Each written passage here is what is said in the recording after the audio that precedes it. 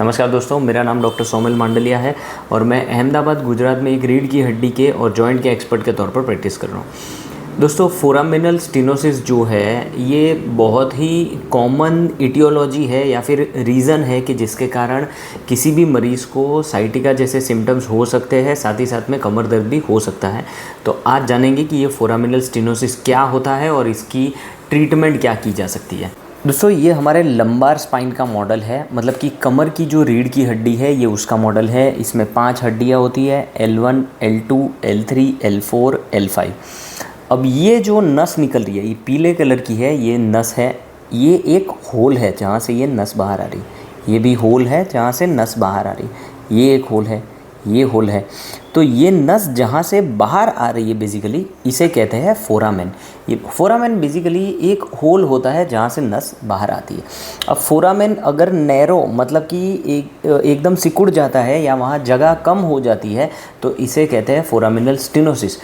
कौन से दो सबसे महत्व के कारण है? आप देखिए कि फोरामेन के आगे है ये गादी, ये डिस्क है। अगर डिस्क पीछे आ जाती है तो नस दब जाती है, फोरामेन छोटा हो जाता है। और ये फैसेट जॉइंट है, ये 2 हड्डी के बीच का ये जॉइंट है।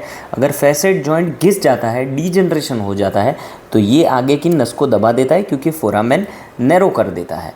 तो ये फोरामिनल स्टेनोसिस होता है। अब दोस्तों, फोरामिनल स्टेनोसिस में मरीज़ को जैसे ही नस दबती है, अगर डिस्क के कारण दब रही है तो सिर्फ पैर में दर्द होता है, लेकिन अगर फैसेट जॉइंट खराब है उसके कारण फोरामिनल स्टेनोसिस हो गया है तो फिर कमर में दर्द भी होता है और साथ ही साथ में साइटिका जैसे सिम्टम्स होते हैं।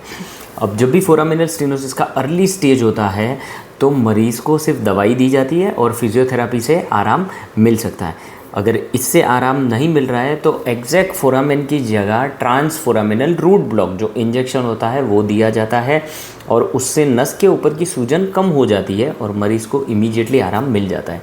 अगर इन सब से कोई भी फ़र्क नहीं पड़ रहा है तो फोरामेन की जगह को बड़ा करने की ज़रूरत पड़ती है, जिसे हमारी लैंग्वेज में कहते हैं फोरामिनोटोमी, फोरामिनल वाइडनिंग, या फिर कोई और ऑपरेशन की ज़रूरत है तो वो करने की ज़रूरत पड़ती है, जो दूरबीन से मतलब कि एंडोस्कोप से, माइक्रोस्कोप से या फिर ओपन करके हर तरीके से ये ऑपरेशन किया जा सकता है। आपके स्पाइन सर्जन आपको देख के बताएंगे कि आपको कौन से ऑपरेशन की ज़रूरत पड़ सकती है और ये ऑपरेशन सक्सेसफुल है। मरीज़ को उसी दिन से या दूसरे दिन सुबह से कोई भी दिक्कत नहीं रहती है।